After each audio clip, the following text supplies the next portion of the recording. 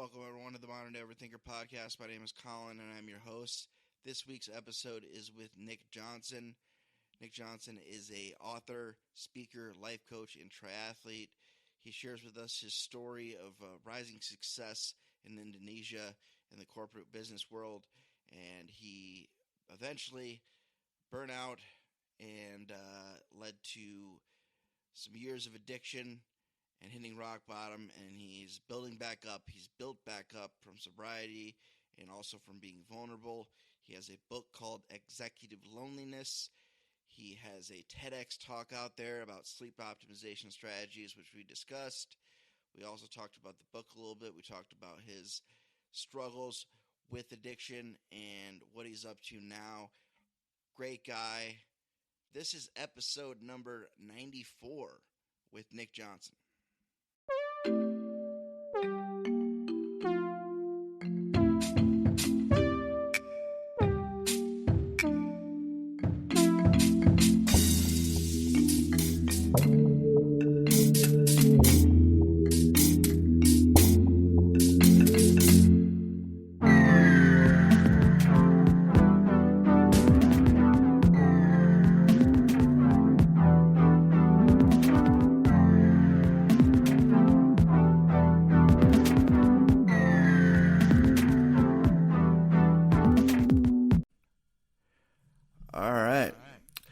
Let's go ahead and get started. Welcome, everyone, to the Modern Day Overthinker podcast. My name is Collin, and I'm your host. Today's guest is Nick Jonsson. He is an author, keynote speaker, life and business coach, and a triathlete. Welcome, Nick. You're coming from a long ways away. Where are you located at again? I'm located in Southeast Asia. I'm mainly in Indonesia, Thailand, Singapore. Today in Thailand. Nice. I've never been. I've heard good things. Thank you. And you're originally from? Sweden. Born in Sweden and educated in Australia and 21 years now in Asia. Okay. So you've been around the map. Absolutely. That's awesome. Well, you, like me, are somebody who does a lot of different things. You're sort of I would call you a Renaissance man. Have you heard that phrase before? I heard it once or twice, but not for a while. So yes, but thank you. Yeah, I think it's a badge of honor, because we're people that like to try new things, and we don't like boring. So that's always good to talk to somebody like-minded. And the first thing I wanted to do is just kind of give you a chance to introduce yourself, what you've been working on, and what you've been if you've been training or what message you're trying to give to my listeners today. Just a couple little things, and then we can get started with the conversation here. Absolutely. So, as I mentioned, born in Sweden, educated in Australia. I was a late starter. I was 23 years of age when I started university. Before that, I worked in constructions. But once I started at university, I only looked one way, and that was up. I was studying really hard to get scholarships. I became sort of an anxious overachiever already at my university. I brought that with me then into the workplace, working my way up. I say that I elbowed my way up the corporate ladder. Once at the top, I felt very lonely, isolated, and had a lot of issues that I didn't work on. And I used instead drugs, alcohol, and so on to medicate myself. With that, then I was looking for my rock bottom. It took 3 years for me to spiral down, hit rock bottom, and then I crawled back out of the ashes almost 8 years ago. So that's my little journey very quickly. And after my recovery, then I've been supporting others and helping them with also their challenges, and also working on a lot of prevention, so people shouldn't have to fall as deep as I did. Yes, preventative measures are very, very important. I wanted to address the burnout because it was a corporate job. It was a corporate job, and in fact, it was my dream job. I had spent about 10 years working my way there, and I was managing hospitals and clinics in Indonesia as a general manager. So it was a big role, big responsibility, also all the benefits that I wanted, yeah. That's great. But it comes with the side of, sounds like you were a workaholic and then you turned into an alcoholic at some point there, in between. Takes one to know one, so I totally get it. But I was listening to your TEDx talk, and you talked not only about drugs and alcohol, but just bad habits in general. What were some of those bad habits that you noticed now that were happening that kind of took you down that downward spiral? Yeah, I think once you have alcohol in your life and you need to medicate yourself to cope, then the biggest issue in my life was that was my way of coping. I did not feel safe to open up to my bosses, mentors. I didn't have a coach. I had never seen a therapist or psychologist. So I didn't deal with my issues. My way was just to close down, keep it secret, and just work as hard as I could. And that worked for a few years until it didn't work anymore. And then my way then of dealing with when it became the pressure increased was to drink more, and that eventually the wheels fell off. So that was just my poor mechanism of coping. That was the issue of everything, really. Yeah, it's because I heard you say something in your speech about eating, and then not sleeping enough, and then that turned into a whole thing with sleep, and the importance of sleep and rest to perform at your best is what I gathered from what I heard here on the TEDx talk anyway. And if there was somebody out there that's struggling with their sleep, because there's so many different factors and there's so many different things, like what would you say are some good, like, simple recommendations for people who want to get better sleep? Yeah, and indeed sleep was I was sleeping very poorly at those days, really bad, and the sleep I got was from exhaustion, much less hours. And of course, when we are eating bad and drinking alcohol, we're not getting the sleep we need. So obviously the first things are to look after our diet and of course reduce alcohol or stop alcohol, and at least not drink alcohol just before someone is going to bed. That will set you up for a better night's sleep. But most importantly also, I think it is to move, and we don't have to talk about exercise per se, but even being outdoor, getting some daylight, getting some fresh air, at least going for a walk, Moving. It's just moving around and doing what we love. And I'm not a fan of gyms, for example. I don't spend more than an hour or two a year in a gym, but I do move around. And for me, that means walking, running, jogging, cycling, swimming, and as much as I can, that means swimming in the ocean. I'm blessed with that. So awesome. In that sense, everyone can do what they want to do, but it is about moving around, and then you're setting yourself up for a good night's sleep. And also with in regards to thinking, right? It's about not overthinking before and having some people to talk to. My worst sleep was because I didn't have a way to address my feelings, and I would keep me awake overthinking when I was trying to sleep, rather than having dealt with it. Okay. So what was kind of the first step besides the alcohol in figuring out, what's the right amount of sleep for you, and what are some of the best practices as far as a good night, like routine before going to bed? I've heard, avoiding screen time, obviously the alcohol, not drinking alcohol right before you go to bed, not eating right before you go to bed. I know some of the simple ones, but what were some of the things that you implemented and still implement today to get that right amount of sleep, or even find the right amount of sleep for you? Because everybody's different. Absolutely, and you're right, Collin, it is unique.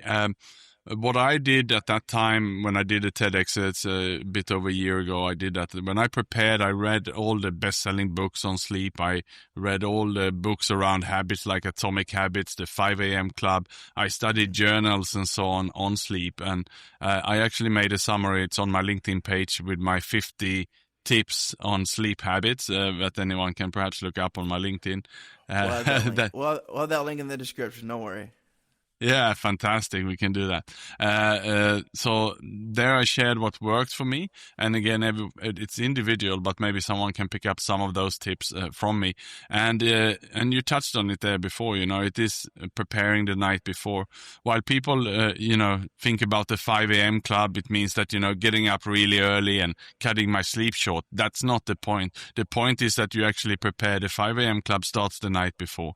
It's about being quite disciplined, organized, structured, and getting ready for it. And actually that you are in control of your life. You're not letting, for example, Netflix being in charge of your life, because you watch one episode and then it auto plays the next and the next and the next, right? And same with social media. You're not just letting it scroll away. You know that, okay, I have 10 minutes now before it's time to turn off my devices. You can even put an alarm on that. So you have, let's say 2 hours before you're going to bed, which is when you're not eating, you're not drinking, and no TV, no social media. If you want to do something, then have a paper books by your bed table and remove everything else. So you're sort of having that detox and getting ready for sleep. And also make sure that, uninstall any TVs or devices in the bedroom and have that in another room. And then just prepare yourself for it, because if you want to have a good night's sleep, you got to prepare for it the night before.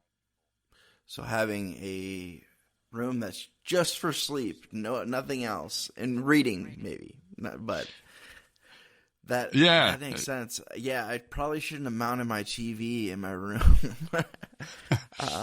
But I know a lot of people do that. A lot of people like sleep with the TV on. I don't do that, but we're so obsessed with screens and so hooked on whether it's TV or a phone, tablet, whatever. Mine is usually my phone. I try not to be on it up until I fall asleep, but I've broken that habit so many times and gone back and forth. But and also, I know like the Kindle, you can turn it to like where it's not like a regular screen. If you have a Kindle, if you're one of those people that likes to, because I don't know about where you're located, but in the U.S., if you have a Kindle, you can tap into local libraries and you can rent books for free for like a couple weeks, and then you don't really have to return them. You just don't have access anymore. So that's kind of a cool thing that my dad does that. He just rolls through books, and and it's a cheaper way to do it too. I don't know if you guys have that option there. I know you obviously have Kindles, but I don't know how the library system works there. Yeah, I do have a Kindle, and also, I have one foot in Sweden where you have those kind of systems. And I carry the Kindle and I read it during the daytime. I read it when I travel and so on. When I'm waiting somewhere during the day, I have it with me in my backpack always. But I also keep a stack of paper books on the bed table. It's a different thing, just to make sure there's no devices, and also for the no light screen. And there's a lot of, I have, at least in my community, a lot of places where you trade books. You just take a new one and you put it back and so on, and we have book clubs and so on. Like and the neighbor, are they like the boxes that people have, like in the neighborhood? Yeah. We have those too. Yeah. Cool.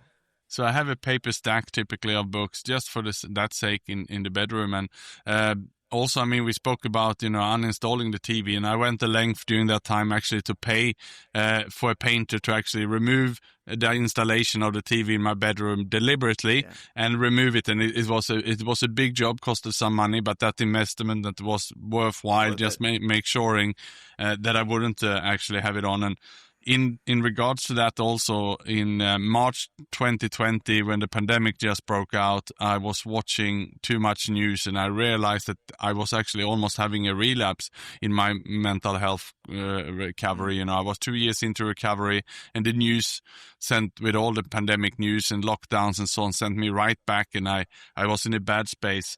What I did then was I decided, and I promised for life, to never watch the news again. And I haven't since then, and I never will. And what I mean with that is all the BBC, the CNN, and so on. I have not watched even 1 minute. If I ever face a TV somewhere, doesn't matter where I am, I will politely ask the people if we can sit somewhere else, ask them to turn it off, switch channel, turn down the music, not the volume, or I should say, just not face it. So I have not read or watched news. And that is to protect myself. And if I was a politician, yes, I would have to, but I'm not. So I'm just trying to do the best I can for my community instead. Yeah, I mean, that's a hell of a commitment. I respect that. Yeah, because, well, I'm in the United States, so things are a little, I mean, they're interesting all over the world, but different times in our country right now. So a lot of division, stuff like that, and it's just like, yeah, so good on you for staying away from all that, because it's a lot of negativity, and it just, yeah, and it's a big waste of time. It's almost just like, scrolling TikTok or whatever, or doom scrolling as they call it. And yeah, and if you're not a politician, and if it's not directly impacting you, like, what's the point, So I totally respect that. That's awesome that you've been able to implement that, especially when you implemented that in the pandemic, during the pandemic, start of it.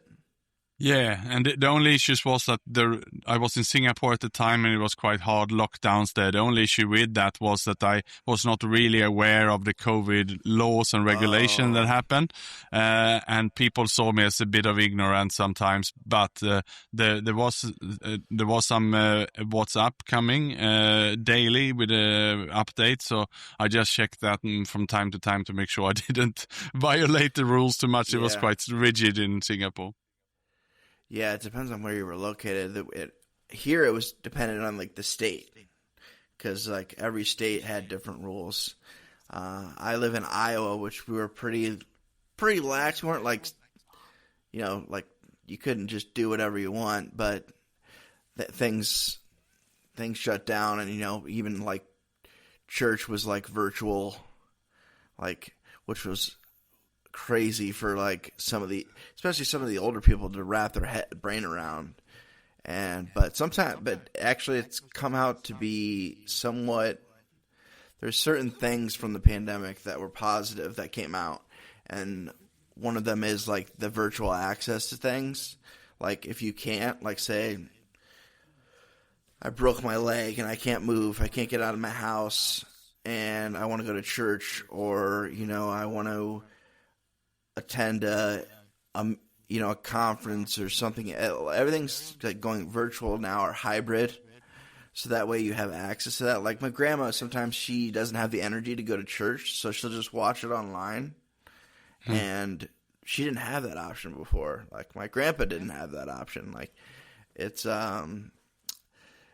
well, he did for a little bit, but he probably didn't like it, knowing him. But it's wild, like, some of the stuff that's come out of the pandemic that I try to look at the good things and the silver lining, because it was a really tough time and difficult time. I mean, it seems like everybody lost people during that time, and I know I lost 3 grandparents within 18 months. None of them due to COVID. They didn't die from COVID. 2 of them were in a nursing home, which I don't know how your nursing homes were, but ours were basically like locked down. Like, I hate to say it, but they were like prisons. Like, they couldn't leave. We couldn't go in, like, to visit. We had to visit through like the window or a door or a glass door, and we're talking about people that are in their upper 80s. Like, it was very sad, and so I lost 2 grandparents that lived there, and my grandpa, I think he was just over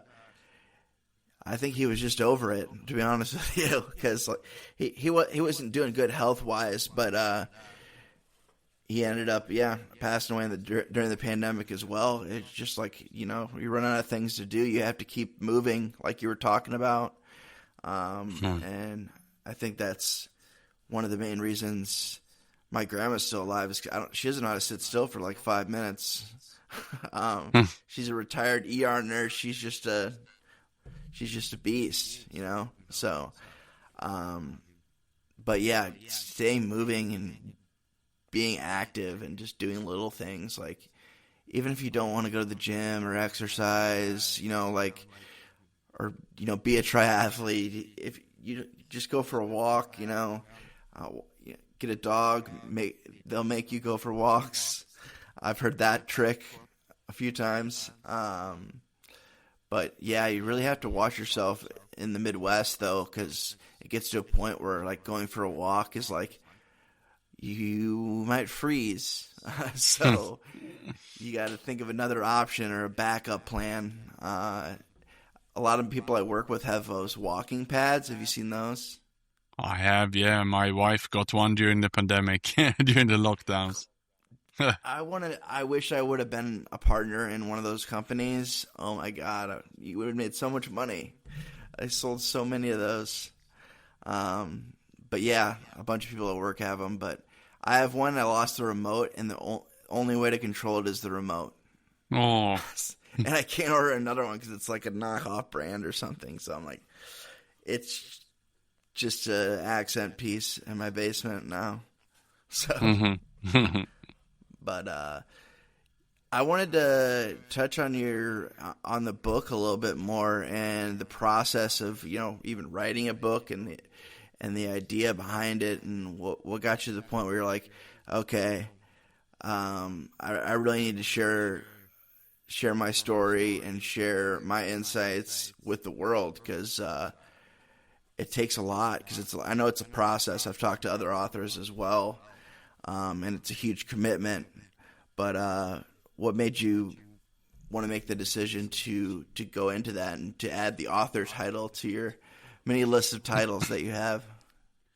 Yeah, so in my early recovery, then I kept it quite neat and secret, anonymous and so on. I was in a recovery group and so on, working on myself.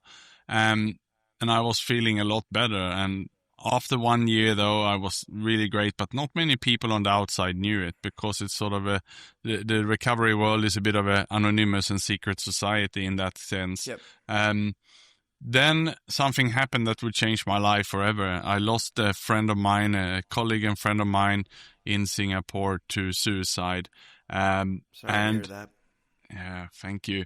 And with that then, I was getting a lot of questions, but no answers. I was angry at myself. What happened? I wish I knew. I wish I could have stopped him. I wish I could have helped him. If only he would have told me when I met him a week before that he had some issues. He didn't share anything. And we hear this story always, or most of the time anyway, when someone leaves us by suicide. So that's when I then started to think back on where I was a year earlier. And I was, trying to play it forward, thinking, maybe this could have been me by now if I wouldn't have got the help I got. And with that, then I decided to take action. I set up a fund for a suicide prevention agency in Singapore to raise awareness and raise money for them for the suicide hotline. I then launched this campaign on LinkedIn, and this was 2019. I went out for a jog and came back to my computer, and this post had gone viral all around the world, and money was pouring in. People were donating to the cause and saying how great it was that someone speak up about this, so to say, taboo topic of suicide on LinkedIn. And Incredible. So that's when I basically put my story out there. I shared that I had gone through some challenges before. And then what happened after that was that TV, newspapers, radio, the biggest business publications in Singapore contacted me, and there was media exposure first in Singapore, then it spread globally. I had journalists from all around the world wanting to hear my story. That links us to why we are on here today, Collin. I've been on 150 podcasts around the world since that moment, and that's when I put my story out there. So that's the background and the reason why I decided to take ownership and also open up about my recovery outside that sort of anonymous support group that I was in. So as far as the LinkedIn post, I'm going to have to look at that later because I did not see that. When I was doing my back, I wanted to make sure I watched the TEDx. TEDx, you said something along the lines of planning your own funeral at one point. So that was like your rock bottom at that time. And describe. You don't have to go into detail like where you were at that point, and then when the light went on or you started to see some light, and you're like, okay, we got to do something different. And then you went and talked to somebody and asked them what the hardest thing to do exercise-wise was, and that's how you became a triathlete. So take us through that little journey to the, being in the darkness to like finding that light and then just breaking through it. Yeah, so I was starting my fall in 2015 after being quite sick for a while, but that's when things really fell off. I resigned from my work because I couldn't deal with the pressures anymore, and I thought it was better that I resigned rather than being terminated. Then when I came home with this bad news to my ex-wife, and she asked me and challenged me what had happened here, rather than having a dialogue about it, I filed for divorce. I just wasn't in any shape or form to have any conversation. I was just pushing everyone around. Anyone who tried to come close to me, I was just pushing them away. So then I isolated myself for 3 years, jumping from job to job, investing the money I had saved up and losing all of them in startups. And I was almost bankrupt after 3 years in all ways, financially, but also physically, emotionally, mentally. And I had become an alcoholic at that stage. And that's when basically I thought life was over. And that's when I started to plan for my own funeral. I did it in the sense of writing my will, my testament, and cleaning everything up. I didn't yet have any suicidal thoughts in the terms of making a plan for it, but I was looking at my body at that time and the way I was, eating and drinking poorly and hardly sleeping. I just knew that, something will happen here. I would die of a heart attack or something. And I remember that about 99% of my thoughts were negative. When I woke up in the morning, everything was bad. I was feeling awful. So that's, in that sense, I thought my life was over. I really, really started to think so. And if we start to put those thoughts in our head, that's where we're going, right? I mean, I was just thinking that I'm not going to survive this day. So that was the space I was in. And then breaking out of that, as you said, then Collin, it was about opening up. I had met someone who's today my wife. And I thought that before we got married then that she deserved to know, because she didn't know. I was able to put on a smile and, keeping it together on the outside while I was falling off. Yeah, there we go. So everything changed when I told her what was happening, and opening up then set up my way for recovery, and later on also to become a triathlete as part of that recovery journey. That's great. And is your wife a very active person as well, or did she kind of get you into that, or how did you get into becoming a triathlete? Because that's like not something that everybody just picks up, Yeah, so I loved to swim, cycle, and run also before I had my challenges, but I wasn't very good at it. It was difficult to hold it together with working too much and also consuming alcohol. Yeah, so in then sobriety and working on myself, I was identifying what are the things that, I love to do more of. And I also did a lot of deep work with coaches, life coaches, working on myself and then mapping out the life I wanted to have. And that included more sport. That included more of those things. And I joined cycling clubs, swim academies, and I got a coach, also a triathlon coach, and being open and with him and vulnerable and letting him giving the plan helped me. My wife was not athletic when we met, but she became part of that journey. And I think if you ask, most people actually would like to be fit and healthy. And then so if you give them the path and the way, and she became part of my life, then she started to exercise also. She's done a couple of half marathons and a few full marathons even. She doesn't cycle, but she does swim as well. That's great. Yeah, I feel like that's what marriage is all about, is motivating each other. From I gathered, I'm not married, but from what I see from marriages that last is communication and basically being the biggest cheerleader for your spouse. Would you say that's pretty accurate? Yeah, you got it. What am I missing? I'm not married, so what am I? I don't know. I don't know at all. But How long have you been married now? So this marriage is as long as my sobriety, so approaching 8 years, 7.5 years now. So it's easier to remember that way. No, I'm just kidding. Yeah, and it's easier to hold together a marriage when you're sober as well, I think. Oh, absolutely. Yeah. Yeah. So does your spouse ever check in, be like, hey, you probably need to,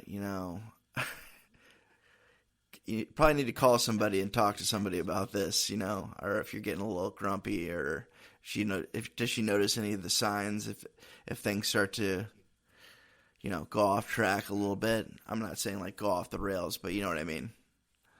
Well, she actually she didn't have a drinking problem. She was consuming some alcohol, but she took the chance also when I said I gonna stop. She also stopped, so she hasn't even have a drink since that. So we share that together as well. Awesome. Yeah, so that's make it a lot easier. I know it can be difficult if one partner wants to stop and the other one keep drinking. At least if they do it at home in front of you when you're trying to spend time together, that's a tough one for many couples.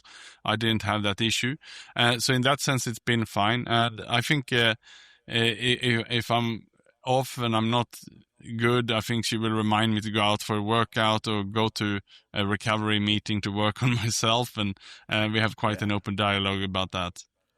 Yeah, that's good. Like that comes back to the communication thing. I want to go back to talking about sleep because I personally, I want to be selfish and I ask some questions because I personally struggle with sleep. Whether it's like last night, I didn't get enough sleep.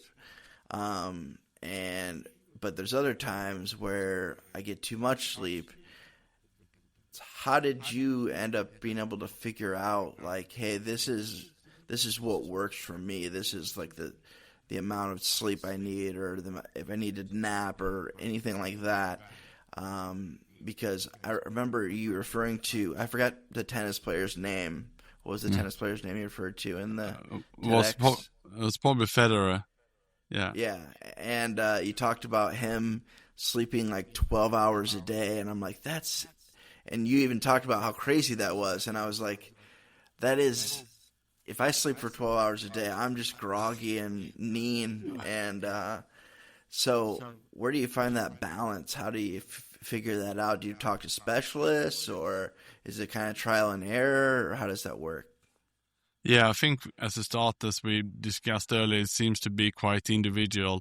And as I read more into how Federer slept, it wasn't overnight. The 12 hours was also including a nap, but it's still at the extreme end. Even when I tried with my sleeping experiment, and I also had blackout windows, everything dark, the perfect temperature around 19 degrees Celsius, and sleeping with an eye mask. I had earplugs. I even was taping my mouth to breathe through my nose to really get deeper sleep and so on.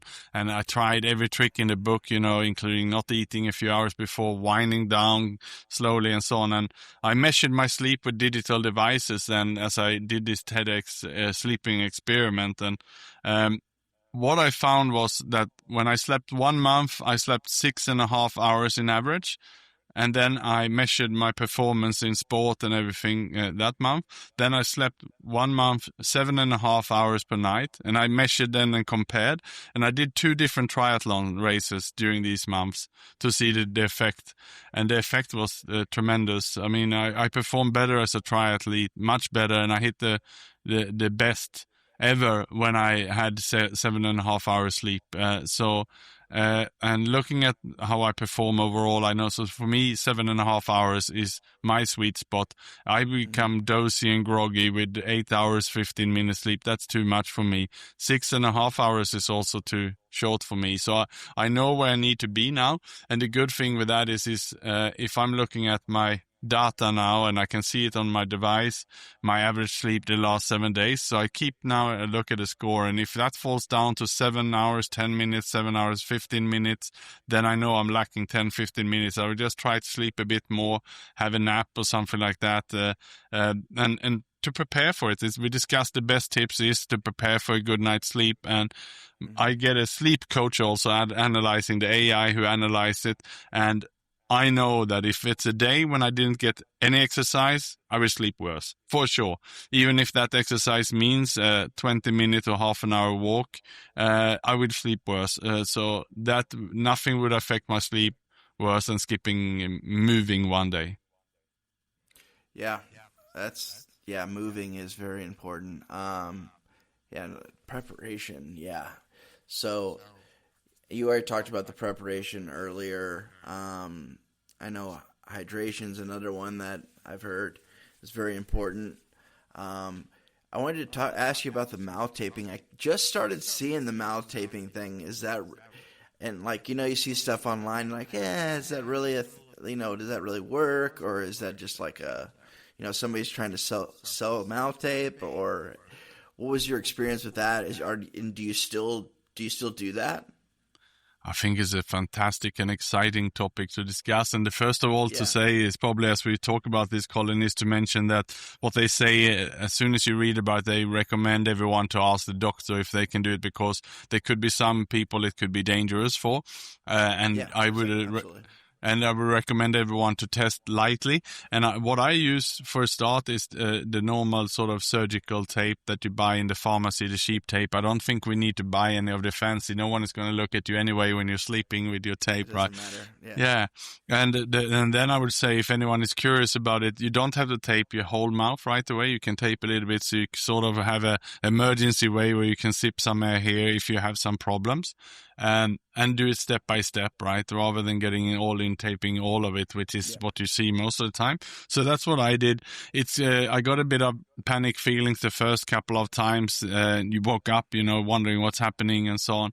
But I got used to it eventually. And what I learned when I read up on this is that we are born breathing through the nose. And if we are looking also at the animal world, animals are breathing through the nose.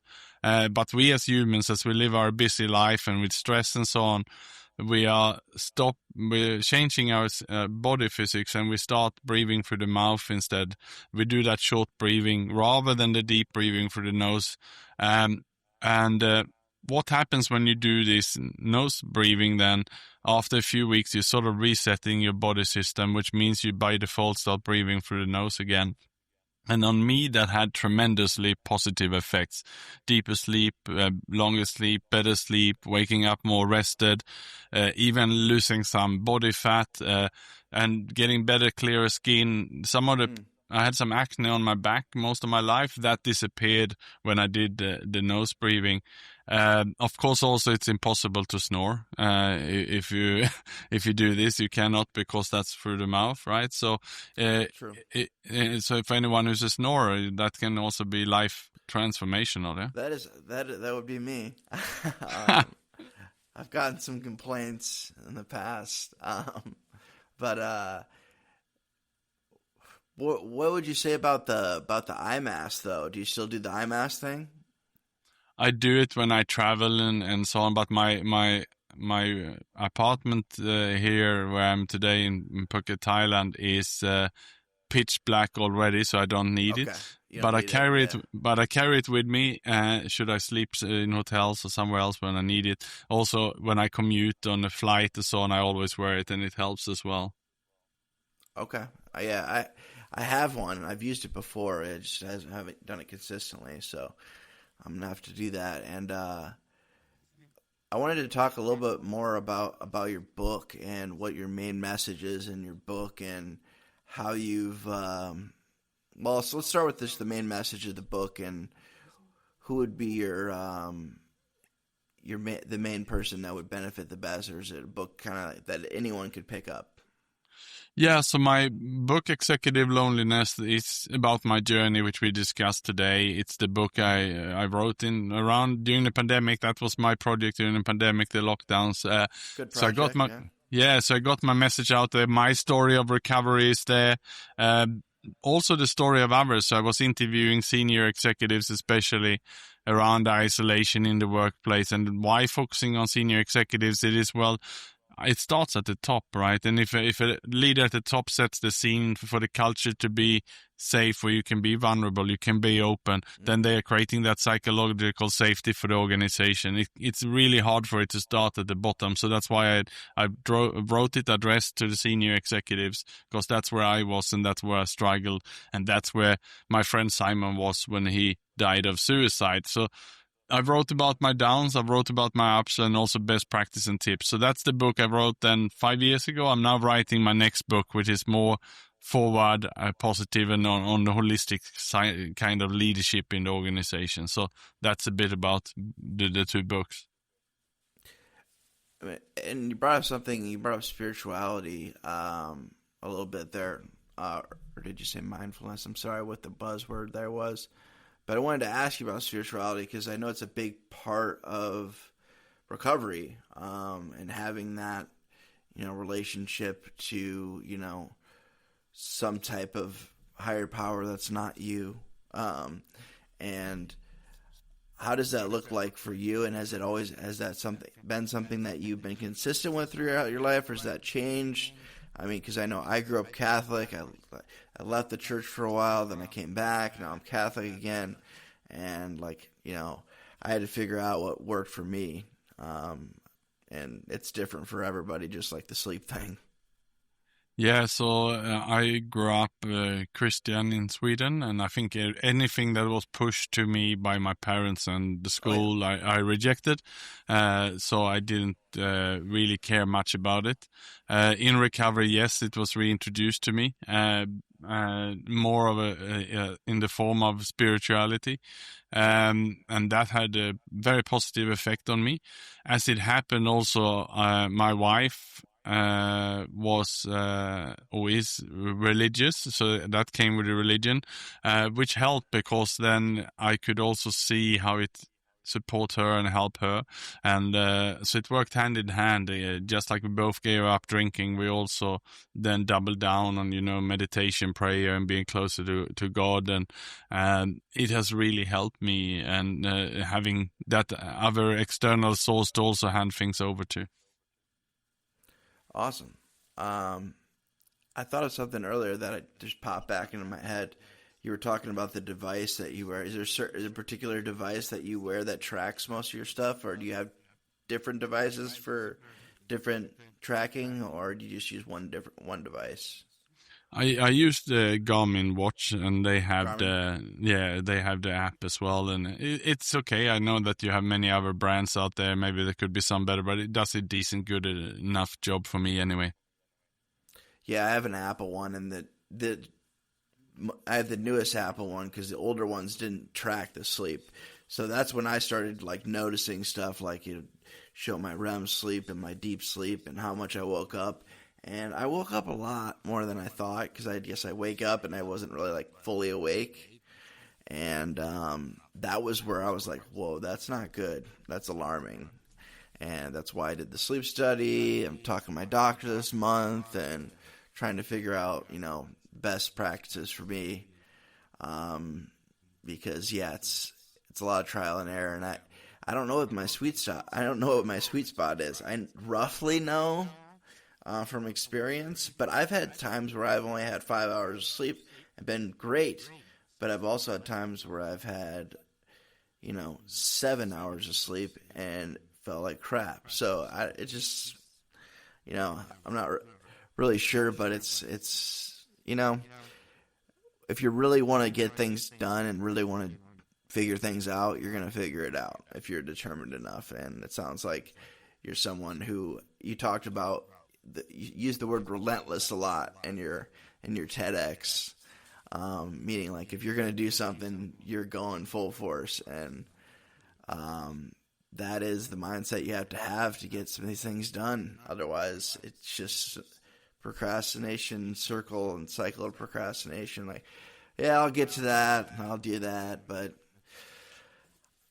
I know how that goes, and it's not fun. And the more you procrastinate something, it seems like the more challenging it is. Even if it's something as simple as cleaning the dishes or something, taking out the trash or whatever it is. I've noticed that it could be like the smallest thing that I procrastinate, but it's once I do those things or do those little things, all those little things lead up to the small wins lead up to big wins is what I'm trying to say, basically. Not sure if you agree with that, but I've heard a lot of people say that or something similar to that I've talked with.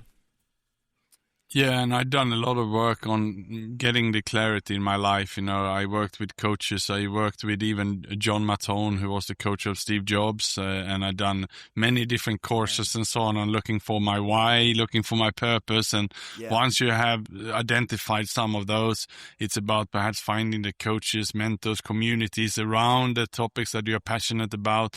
Like suicide prevention is a course that burns for me, and I keep doubling down. I even study now at postgraduate level at the school, a diploma in psychotherapy and counseling, and I have done courses in suicide prevention now. I studied addiction at the postgraduate level, working towards a master's. So that's indeed the word relentless. Become passionate about and double down on what is your space. Get excited about it, and that's when I think you have a meaningful life. Yeah, I agree. Yeah, purpose is very important, because without purpose, what keeps you going, what keeps you driven? And that's why I think a lot of people go towards, substance abuse, because it takes them out of it changes your reality, and that's enough for a while. It's changing that reality, but then at some point you're just like sick and tired of being sick and tired, like you were saying, like we were talking about earlier.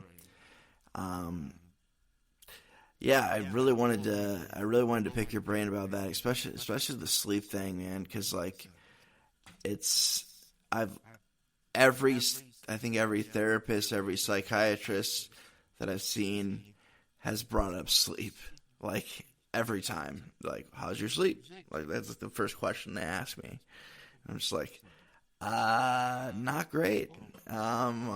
Or it can be improved, and that's kind of been one thing that's been on my mind this year that I really want to hammer down before the year's over is, what is a good, healthy sleep schedule or sleep habits for me. And I'm getting there, so I really appreciate you sharing your input on that. I wanted to talk a little bit about loneliness, because you brought that up when I sent out, I always send out a little thing for people to fill out before the podcast, and I'm someone who struggles with loneliness and isolation. I am single, I live alone, I have my own house, I work from home. I have to make myself get out of my house. Like, I have to create activities or, make sure, or create an errand or something just to get out of my house sometimes. And I know that's something that impacts a lot of people, especially people who work from home and had to adjust to that and still are adjusting to it. Like 5 years in, at first I was like, oh, this is awesome. But now I'm like, oh man, I haven't left my house today. Like, I gotta get outside and do something. Like, what would be some of your tips for dealing with like loneliness and isolation? Yeah, so I think if we've done some work on our purpose and our why, and we mapped out, what are the causes that we are passionate about, what are the charities we want to support, what are the topics we want to drive, what are the sports or the activities that we like to be part of, then it's about, mapping out all of those and then see, okay, do they have any clubs? Do they have any communities in this space? So that's what I done. So being a coach, I belong to a coaching community. I belong to recovery groups in the various cities I travel. I also belong to swim academy, running a club, cycling clubs everywhere, basically where I travel and so on. I have cycle clubs. Also the suicide prevention, where I'm part of the group where I'm doing charity. Then on top of that, professional associations, so I belong to Professional Speaking Association, where I spend time mainly in Singapore. I belong there, but I reached out to the other chapters around in Asia, and I'm helping them as a volunteer as well, and I travel around to support them. So I get a lot of my connection from doing meaningful things. And being disciplined around it. I talk a lot about social health. We know physical health is important. We know mental health and social health is equally important. So I'm an introvert. And I'm a workaholic, so I need to control myself so I don't isolate and work too much. So that means that I force in my calendar social activity. So after our podcast here, it's morning here in Phuket, Thailand. I will go out for a 2-hour bike ride with a cycle club here in the nature park here. And I know that perhaps in some part of the world, including Sweden, where it's getting towards the autumn and it will be cold. Also in the US, of course, it's cold, but then those clubs also operate during the winter. Most of them will have indoor bike rides or whatever. So it's always something, but doing it deliberately and disciplining ourselves and seeing it just like we show up for work at time, we also need to show up for our social commitments. And I would say this is a daily dose. We need it daily. That as well as just like relaxing. I mean, remind yourself to relax, especially if you're somebody that's go all the time. Like, obviously sleep's important, but just being able to, wind down and relax is also crucial. It's like a balancing act with all those things. From what I've learned anyway. I don't want to take up too much of your time. Did you have a few more minutes, or did you have to? I know we started a little late, so I don't want to keep you from the cycling club. I know that's important. Still got a few more minutes, Collin, but looking forward to continue and staying in touch. And I hope that we touched on some topics that are of importance. And I think there's one message that I would love to spread, which is something that I always talk about. It's also in my book, Executive Loneliness, and that is the importance of speaking up when we have something on our mind. We tend to protect our secrets. We are scared to be vulnerable about the issues that we are facing.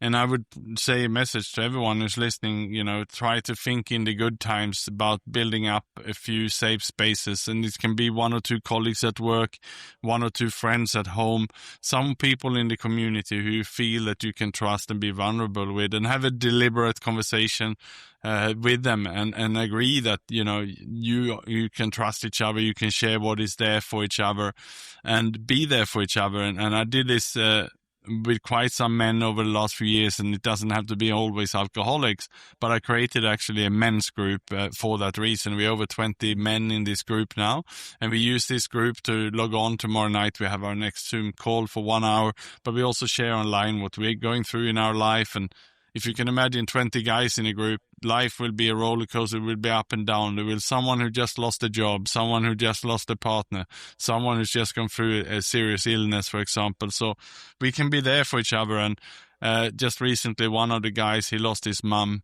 and he would normally have just been grinding through this, not telling anybody about it, but he opened up in the group now, was able to process his, express his feelings, and really, really going through the emotions, which gave him then the strength to be there for his sister and the rest of the family and so on. So that's very important. So that, I think, is for everyone a message here, Collin, to just look around you and see who you can be open and vulnerable with. Yeah, in my last podcast episode, I brought up the saying that which you probably heard a million times as well, is secrets keep you sick. And you got to share it. You got to let it out, because otherwise it's just going to get heavier and heavier. And having that like community to share that with is so important. And I didn't have that before I got into recovery. I was very much a chameleon wherever I went. I was a different version of myself. But now I'm just me. Like, you get me all the time, even at work. Like, I have to tone down some of the jokes sometimes.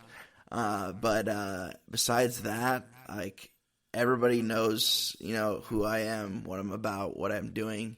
I'm not saying everybody has to be as open with publicly about it like I am, but I do it because the more I do it, the more I hear from other people that are like, hey, I really appreciate that you're doing that. Like, keep going. And because I don't want to feel like self-absorbed or like, just doing this for my ego or anything like that. Because as we know, ego is a huge downfall and will take us to places that we don't want to go back to. So, yeah. Well, I appreciate you taking the time, Nick. I'm glad we were able to connect. But yeah, I saw you sent me your WhatsApp, so I'll have to add you on there. I just started using that not too long ago. Us Americans are just particular to certain things, But I'll definitely shoot you a message on there so we can stay connected, because I really enjoyed the conversation, man. Thank you so much, Collin. It's been great talking to you. All right. Well, you have a great rest of your day. You're just getting started. My day's winding down. So take care, okay? Thank you. Take care also. Yeah. Yep. Bye.